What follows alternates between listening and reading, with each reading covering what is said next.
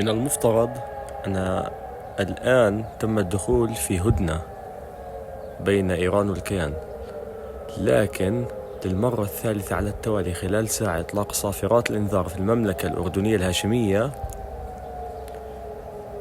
جراء إطلاق طائرات مسيرة ورشقات صاروخية متتالية من إيران نحو فلسطين المحتلة، ويوجد أجسام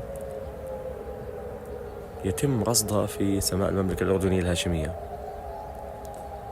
الوضع في الكيان هذا الصباح كارثي، أعداد كبيرة من القتلى والجرحى والمفقودين.